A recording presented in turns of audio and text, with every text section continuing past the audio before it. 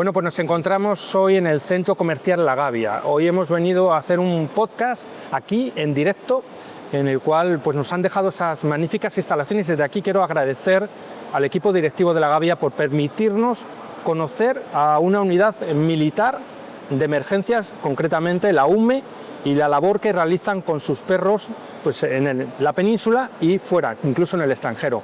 Hoy, para poder hacer este podcast, hemos traído al Brigada Almenta. ¿Qué tal, Brigada? Hola, buenos días. Brigada Almenta, ¿no? Sí. Y nos traéis hoy a un soldado. A Iruk, uno de los componentes del equipo, un perro especializado en la búsqueda de personas vivas. Búsqueda de personas vivas. ¿Qué diferencia hay? Y entramos ya de lleno, rápido. ¿Qué diferencia hay entre búsqueda de personas vivas y búsqueda de fallecidos o cadáveres? Básicamente la forma de adiestramiento y el olor que cada uno desprende, busca, o sea, el olor asociado a ese juguete que cada uno de ellos va buscando. Muy bien. Bueno, antes de nada, antes de entrar con Iruk y la labor que realiza, llevas muchos años en la unidad militar de emergencias. Llevo desde el 2021 en la unidad militar de emergencias y como jefe del equipo cinológico. ¿Habías trabajado con perros antes? Sí, llevo trabajando con perros desde el 2008. Ya. Y en el 2017-2018 ya pasé, digamos, del adiestramiento de base a perros de trabajo y me especialicé en rescate, que es la especialidad que más me gusta, aunque trabaje las demás, pero... Ya. ¿Y cómo nace tu vocación por el mundo del perro? ¿De cuándo? Nace desde pequeño, porque a mi padre siempre le ha gustado tener perros y demás, y desde pequeño pues... ¿Y qué te motivó para incorporarte a la unidad militar de emergencia? Pues me motivó de que en mi anterior destino en Ceuta era voluntario de Protección Civil. Allí, junto con otros compañeros, creamos una unidad canina de búsqueda y rescate, y ya siempre fui intentando dirigir mi carrera profesional a acabar pues donde ahora mismo me encuentro, trabajando en una unidad de rescate con perros. ¿Y ese salto de Protección Civil a la unidad militar la puede hacer cualquier civil? Que sea militar. Que sea militar. Luego, tú, cuando estabas en Protección Civil... Yo era militar del Ejército de Tierra, de infantería. Bien, bien, bien. ¿Y cuáles son las principales funciones de la unidad canina de la UME? Pues entrenarse diariamente, prepararse e intentar conseguir un nivel de adiestramiento lo más alto posible para que cuando surja cualquier tipo de intervención estemos preparados para poder salir. ¿Y qué tipo de intervenciones realizáis? Pues sobre todo realizamos intervenciones de localización y búsqueda de personas. Preferentemente o prioritariamente serían vivos.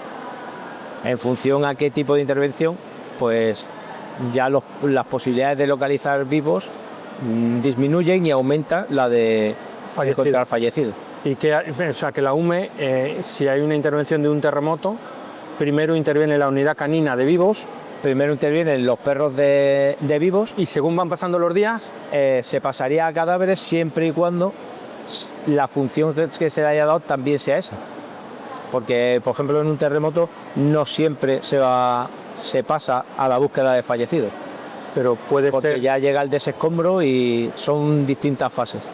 En inundaciones, por ejemplo, sí que primero se intentan localizar todos los vivos, y ya ha pasado un tiempo y también por la idiosincrasia, digamos, de esa catástrofe, pues hay una alta probabilidad de que haya que localizar fallecidos también. Habéis estado en Valencia, ¿no? Con la Dana. ¿Iruk estuvo en Valencia? Iruk estuvo en Valencia en un principio, los primeros 10-15 días. Ya después le replegamos porque no tenía función seguir allí, y trabajaron el resto de perros que teníamos. Y cuéntanos un poquito, sargento, ¿cómo fue lo de Valencia? Pues Valencia fue una intervención que a priori no percibíamos la gravedad, porque bueno, nos activaron, salimos de Madrid temprano, 5 de la mañana del día 30, y al llegar allí pues te encuentras un escenario dantesco. Sí, dantesco, desolador y muy complicado porque había mucho vehículo. La primera zona que estuvimos fue la A3 y aledaños a la A3, vías de tren, deslizamiento de terreno, muchos vehículos amontonados, con lo cual se aumentaba la posibilidad de que entre esos vehículos pudiese haber alguien, tanto vivo como fallecido. Y según fue avanzando y fuimos entrando en zonas de naranjos de cultivo, Sí. y algunos perímetros cercanos a poblaciones, los escenarios se iban complicando. Ya. Porque esa primera intervención en esa vía, en esa A3, creo que recordar que has dicho, ahí tenían que intervenir perros de búsqueda de personas vivas o fallecidas, porque podían estar fallecidas. Ahí trabajamos Conjuntamente. los dos. Lo que pasa es que al principio es muy complicado por los temas del olor que ellos buscan. El olor de un fallecido hasta los 3, 5, 7, 8 días no empieza a desprender un olor suficiente como para que ellos puedan, digamos, realizar su trabajo con garantías. O sea que primero la intervención de la unidad canina de perros de búsqueda de vivos, sí, y dejar que pase un tiempo determinado cuando ya no hay más remedio para que intervenga la unidad canina de personas fallecidas. Sí.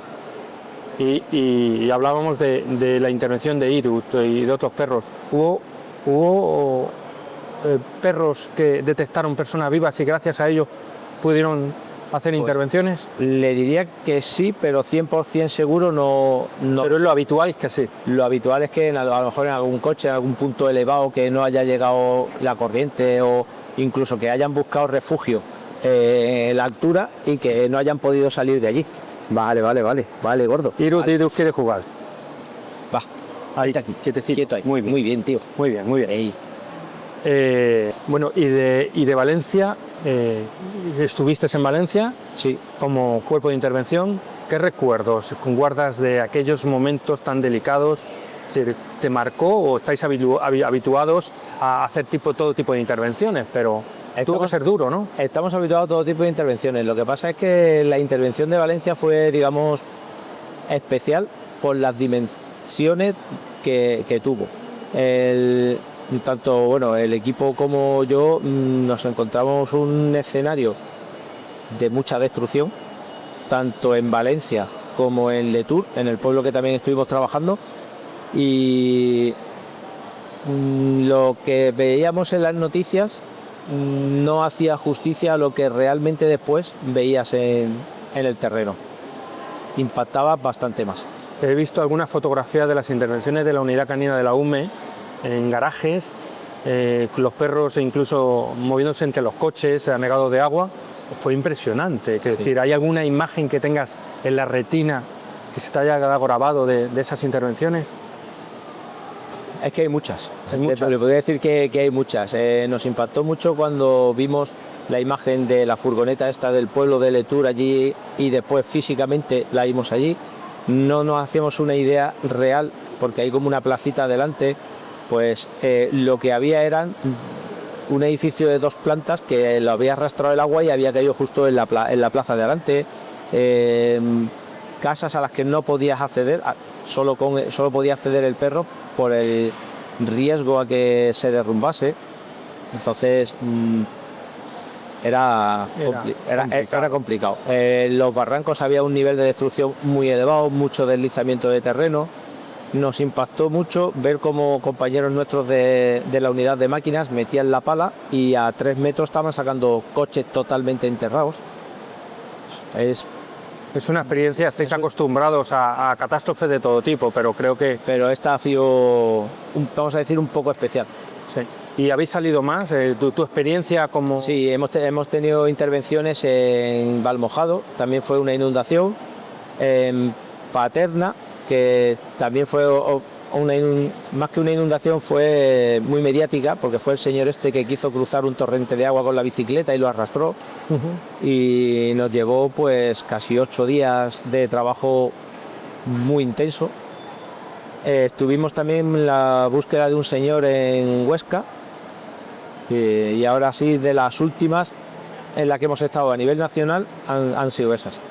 A nivel internacional tuvimos, la UME ha tenido 2, como el terremoto de Turquía y el de Marruecos, que son las 2 últimas así internacionales en las que se ha intervenido. ¿Y qué diferencia hay en preparar un perro de búsqueda de personas vivas con un perro para tema de agua, habiendo agua, a un tema de pues, un terremoto donde hay escombro? ¿Hay que hacer alguna intervención diferente en la preparación del perro? Sí. Principalmente el olor que buscan es totalmente distinto. Uno busca un olor de descomposición y el otro busca un olor genérico de persona. Complicaciones que tiene el que busca personas fallecidas, la motivación delante, como pueda tener el de vivos, no existe, porque no hay un figurante que cuando lo encuentre le premio y juegue con él. En el de personas vivas, la complicación que tienes que tener muchísima figurancia, o intentar tener muchos figurantes distintos, distintos de edad, de sexo, de raza. Olores diferentes de las personas. Claro, porque el gel de baño, el desodorante, la colonia, el detergente de la ropa, al final ellos lo discriminan, o sea, lo separan todo. Entonces, mientras más tenga, menos le cuesta hacer su trabajo. En cambio, en el de fallecidos, el olor básicamente hay poca diferencia de uno a otro, una vez que fallece, pero no tiene la motivación de que haya un figurante delante. Tiene que ser el guía el que premie, efectivamente, cuando localizan un fallecido. Que después en el de vivos es igual, porque la víctima no le va a premiar. Claro, si estás en unas condiciones lamentables después de que se ha caído un edificio, nunca le va a premiar la víctima. En una operación real siempre le va a premiar el guía, pero en vivos el guía solo premia en intervenciones reales, mientras que en el de fallecidos el guía le tiene que premiar siempre, ya sea entrenamiento o sea una intervención. Entonces, ¿por qué no se enseña a un perro que hace una intervención en un terremoto o una que no sea real a que el propio guía en vez de le premie en vez de que sea la persona que se ha escondido? Porque es una forma de que el perro tenga la motivación y la intensidad de trabajo hacia adelante.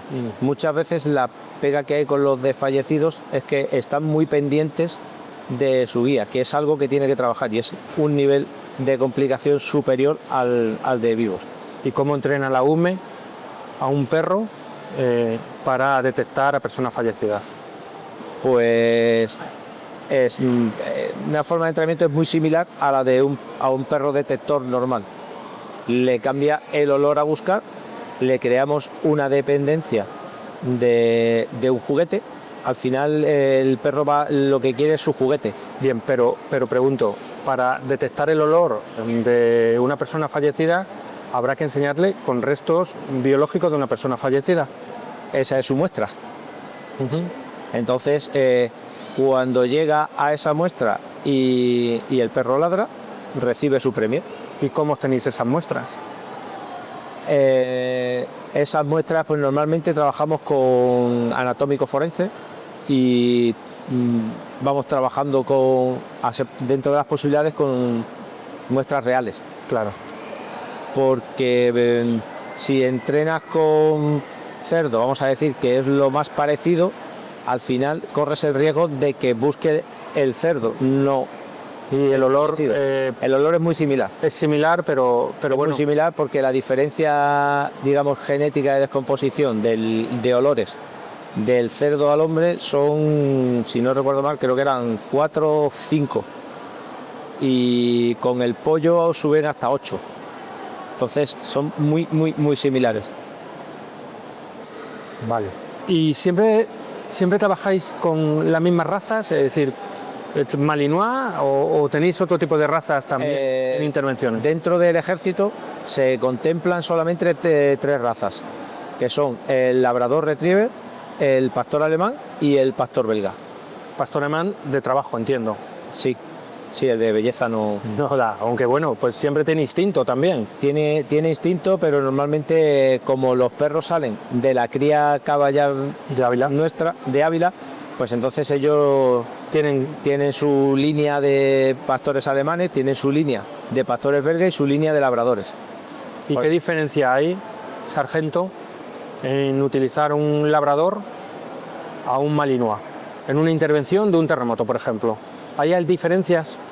Si el perro tiene actitud de trabajo, no. Lo que pasa es que los caracteres de cada uno son muy distintos. El labrador es un perro muy tranquilo, es muy cabezón, el adiestramiento es bastante complicado, pero por el carácter del perro. El pastor belga es un perro de mucha inteligencia, físicamente es muy fuerte y es muy potente. Tiene zonas de subida con las que tienes que ir con mucho cuidado por temas de miedos y demás. Y el pastor alemán es un perro que en talla suele ser más grande, son más pesados. Su ritmo de trabajo es como un coche diésel, es muy constante, pero es bastante más pausado. De nivel de inteligencia están bien. Sí que es verdad que la maduración del carácter y de la inteligencia del perro del pastor belga, que es bastante rápida, a la del pastor alemán es bastante más lenta. Entonces, el adiestramiento, a lo mejor un pastor belga en 2 años, año y medio, 2 años puede estar operativo. A lo mejor un pastor alemán se te va a los 2 años, 2 años y medio, 3. Ya, y por su ligereza, a lo mejor es más recomendable utilizar para búsqueda de personas vivas en zonas de derrumbe. Por su ligereza, a lo mejor es más conveniente un malinois. Con actitudes de trabajo, todos son y olfativamente igual de fiables. Son muy fiables, los dos. Ya. Y todos proceden, los perros de la UME proceden de la unidad de cría caballar ubicada en Ávila. Dentro del ejército tenemos 3 formas, ¿no?, de adquisición de perros, digamos. Uno sería por compra a criadores y demás. Otro por la cría caballar nuestra, que es la que más estamos utilizando últimamente. Y otro sería por adopción. Personal que ha cogido un perro que no puede con él, se le testa y si reúne las condiciones mínimas para poder trabajar, pues se adopta y se hace perro de la unidad y se trabaja con él. Pero será complicado, es decir, ¿cómo se llega a seleccionar un perro para este tipo de misiones? ¿Cuál es el proceso? Pues el proceso es que primero buscamos ejemplares. Después se le hacen una serie de pruebas que la hacen los instructores que tenemos en la UME y aún así puede ser que después el perfil que al principio se da no sea el esperado. En un perro de compra, que habitualmente suelen tener año y medio, es algo más fiable, pero cuando cogemos, por ejemplo en Ávila, cachorros de 4, 6, 7 meses, te haces una idea de cómo puede ser, pero todavía es un bebé. Hasta que no madura, no desarrolla sus potenciales de trabajo y pueden llegar a lo esperado o quedarse más cortos, incluso que no valgan para la especialidad de rescate y se devuelven a Ávila y se derivan a otra especialidad que sea más... O sea, que puede decir, este perro, este malinois no vale para rescate, pero puede valer para estupefacientes o para explosivos, o para intervención. O una intervención. ¿Y para qué entonces se utilizan? ¿Cómo llega la UME a decir, me quedo con un malinois o me quedo con un labrador? ¿O es indistinto? Es indistinto, el sistema es el mismo. Intentamos adaptarnos lo más posible al carácter del perro, a las actitudes que tenga para el trabajo y los explotamos e intentamos sacar el máximo potencial del perro. Pero si no da, no da. No da. Y cuando recibe un perro la UME, que recibirá en torno a 3 meses o... 3, 4, 7, depende. ¿Ya viene preparado, sociabilizado o trabaja el guía de la UME en la sociabilización de ese perro? Si es de compra, el perro prácticamente no tiene casi nada, un mínimo, que tenga desarrollado más o menos los instintos de presa y de caza, que entra al escombro y poquito más. Cuando son de Ávila, tienen una parte más trabajado, sí es verdad, que tienen la sociabilización, reciben cierto tipo de órdenes. Es fácil jugar con ellos porque juegan con ellos, con comida, con juguetes, con muchos juguetes distintos. Entonces es un trabajo que el guía ya lo tiene adelantado. Pero aún así el trabajo de sociabilización con otros perros, con personas, con superficies, por ejemplo ir a un centro comercial, todo eso hay que trabajarlo. ¿Y cuánto se tarda en formar a un perro de la UME? Un perro de la UME o de rescate en general, si todo va bien, como mínimo se van casi 2 años, hasta que el perro es operativo y con ciertas garantías de que encuentre y que el perro trabaje bien. ¿Cuántos perros tenéis actualmente, la UME? Pues en general creo que andamos por 50 y pico, entre los 6 equipos que tenemos la UME. Ahora mismo en la unidad tenemos 7 y estamos esperando una reposición que nos tiene que llegar para formar 2-3 perros que nos harían falta antes de que se nos vayan jubilando los mayores. Porque vais jubilando ¿qué periodo de tiempo, de años, le dais descanso a los... El perro cuando cumple 8 años es, digamos, su edad de jubilación.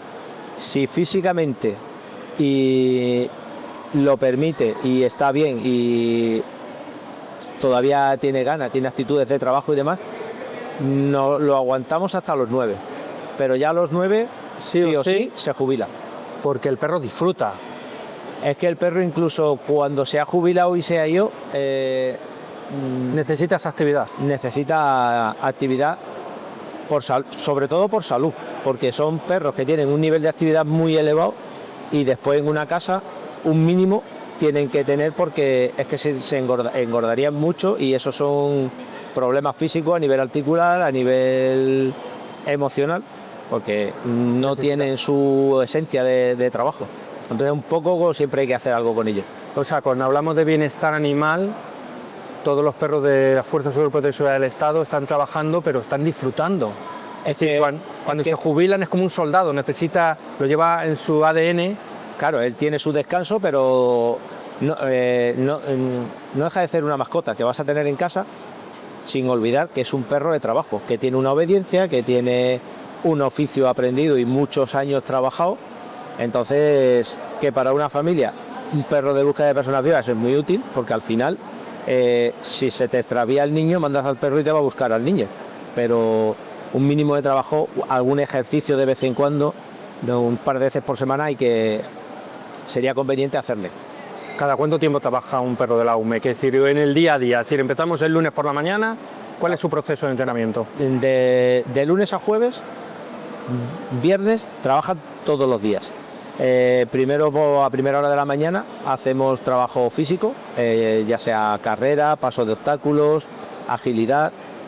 Después tenemos un periodo de descanso, entre que ellos descansan se les respeta un ratín para los que no, porque como beben, entonces que no se peguen el atragón por problemas después de torsiones y dilataciones de estómago y demás. Preparamos todo el equipo y salimos a entrenar fuera. Depende del día, pues trabajaríamos en grandes áreas, en estructuras colapsadas o en búsqueda en orillas. Y cuando trabajáis en estructuras colapsadas, ¿tenéis algún recinto? ¿La UME tiene algún recinto en Madrid donde entrena habitualmente? Recinto propio nuestro, en base, tenemos alguno. Es pequeñito y no lo queremos explotar porque al final son muy listos y se acostumbran. Trabajamos mucho en el recinto de la Escuela Nacional de Protección Civil, que tienen 3 zonas allí bastante buenas, y después varios escenarios que nosotros hemos buscado y que hemos pactado con las empresas, como son fábricas de prefabricados de hormigón, pues los desechos que los van dejando como una escombrera, y las utilizamos nosotros pues para entrenar. Tenemos una en Ocaña, tenemos otra en Torija, que vamos bastante. Fábricas abandonadas en Alcalá de Henares también hay, Villalvilla, que es un chalet semiderruido, que sobre todo para perros pequeños y en iniciación está muy bien. Y después trabajamos en La Rioja, que es una empresa que nos la deja solo los fines de semana, pero que también tenemos opción de ir hasta allí. Y es que me vienen preguntas, es decir, trabajáis solo con esos tipos de razas, pero he visto que se está empezando a trabajar mucho con, por ejemplo, Springer Spaniel, que son perros más chiquititos que a lo mejor permiten entrar por agujeros que un malinois no entra. Claro, lo que pasa es que nosotros, por el tipo de trabajo que realizamos y porque trabajamos tanto en grandes áreas como en estructuras colapsadas como en agua, necesitamos un perro que sea relativamente versátil. Un Springer en grandes áreas es un perro de caza y va genial, pero después a la hora de las grandes alturas, en un derrumbe de terreno, a lo mejor nos salta, no sube. Entonces hay que andar subiéndole y y a lo mejor el guía no puede llegar hasta la zona o no le tienen permitido por riesgos. Entonces, necesitamos algo versátil y después trabajar mucho el direccionamiento para desde la posición en la que estemos que el perro vaya donde, digamos, nosotros queremos, como si fuera un dron que pudiéramos ponerle en el sitio. Porque el perro va cumpliendo las órdenes del guía, es decir, tuerce a la derecha, tuerce a la izquierda ¿cómo se hace eso? En parte, nosotros le enseñamos a que sean autónomos y que ellos batan la zona. Siempre trabajamos a favor de... Me explico. A favor del perro es que el viento le venga de cara al olfato del perro. Porque si lo hacemos al revés, el viento va hacia allá y el perro detrás y estaríamos trabajando en contra del perro. O sea, le estaríamos complicando el trabajo. Sí, se va el olor. Y él tiene que ir detrás y hasta que no se pase la víctima no le va a dar el olor y no va a volver a buscarla. Entonces siempre intentamos facilitarle el trabajo lo más posible, que sería ir o en contra del viento o perpendicular al viento, para intentar que vaya batiendo la zona. Claro, ventaja que si el perro corta en perpendicular, todo lo que hay desde esa línea hacia allá, digamos, lo tiene descartado, porque si está la víctima, le viene el olor, va a girar directamente y va hacia la víctima. Y en grandes áreas igual. Y en orillas siempre intentamos ir relativamente cercano a la orilla y batir 50 metros, 60 hacia tierra, no hacia el agua, porque dentro de la búsqueda de rescate diferenciamos entre vivos, entre cadáveres, y dentro de cadáveres tenemos que diferenciar tierra y sumergidos, porque son dos trabajos totalmente distintos. Los olores son distintos, las descomposiciones son distintas, entonces intentamos que no sea el mismo perro. Y sumergidos, ¿cómo preparáis un perro para que sube el olor a través del agua del cadáver? Al final la descomposición no deja de ser un gas. Entonces el gas sube, llega a superficie y sigue subiendo. Entonces esas partículas olorosas que vienen desde abajo y que llegan a superficie son las que el perro detecta. ¿Y cómo se entrena un perro para que detecte ese gas? Pues se coge la muestra y desde superficie cada vez se va sumergiendo hasta cierta... O sea, primero se le enseña en la muestra en superficie. Claro, y después se la empieza a cubrir de agua y va cogiendo profundidad hasta que tiene ya una profundidad. Se enseña la inversa, no desde abajo, sino desde arriba. Claro, porque si lo hacemos al revés, realmente no sabe qué está buscando. A lo mejor pasa y... Claro. Entonces le enseñamos... Porque un perro que detecta seres fallecidos en un derrumbe, si le montas en un barco, en una lancha, y le dices que a ver si detecta el olor a fallecido, ¿lo detectaría? Si lo ha trabajado, sí. ¿Y si no lo ha trabajado? Si no lo ha trabajado, le daría el olor y estaría perdido. Y habría que verle. Habría que ver cómo reacciona. Cómo reacciona. Para eso es muy importante que el guía conoce perfectamente cómo desarrolla su perro, claro. La actitud del perro. Sí, el guía, aunque el equipo es guía perro más un auxiliar, el guía, su misión es ir pendiente al perro, a indicios que le dé, movimientos que haga, la posición del rabo, de las orejas. Es el que realmente sabe si su perro ha cogido algún olor o no.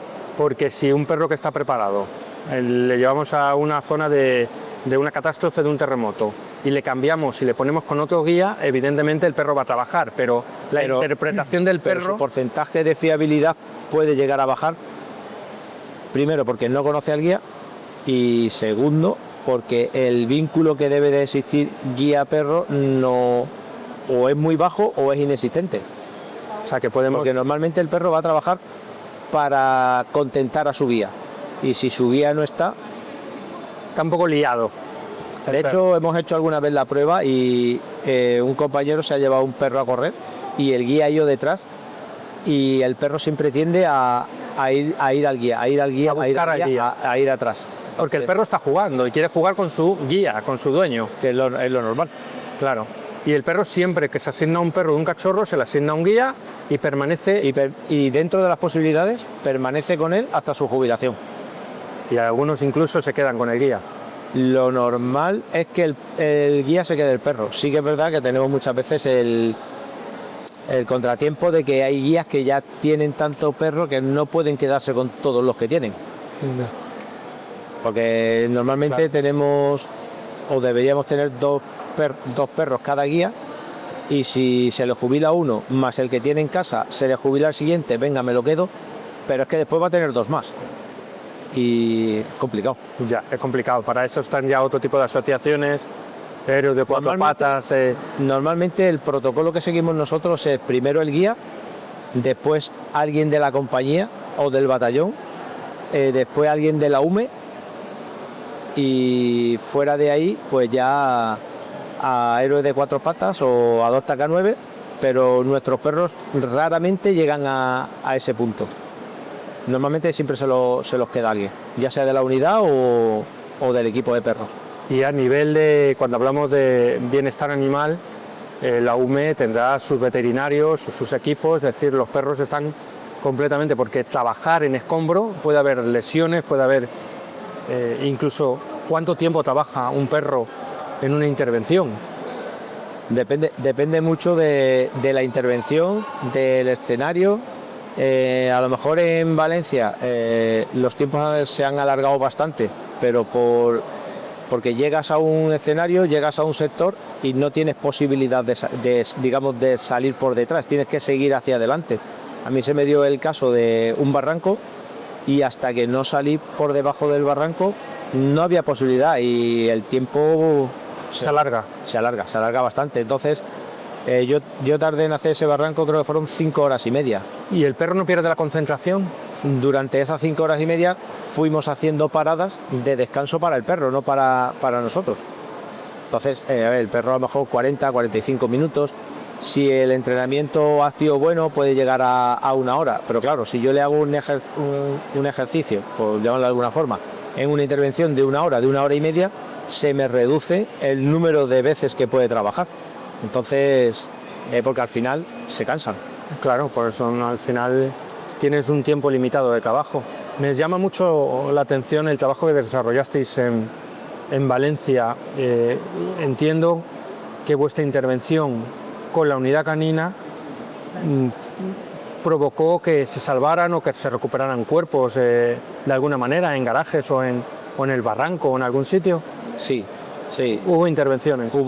Sí, nosotros, nuestra forma de trabajo habitual es que se van asignando sectores y según se van cubriendo sectores, se van asignando sectores nuevos.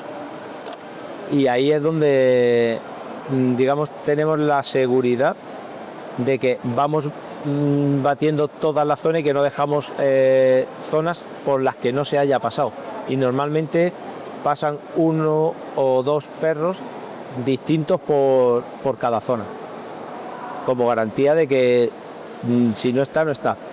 Cierto que Valencia es muy complicado porque había mucho lodo, es un terreno muy poco poroso, el olor prácticamente no sale, entonces igual hay que hacer una pasada, pasaba gente buscando a pie que iban pinchando con palos y volvías a hacer otra pasada con perros y se han dado hasta 4 pasadas por las mismas zonas porque era muy complicado. Estaba muy enterrado y el mucho perro lodo, localizaba. Muy enterrado y si el olor no sale, el perro no lo marca.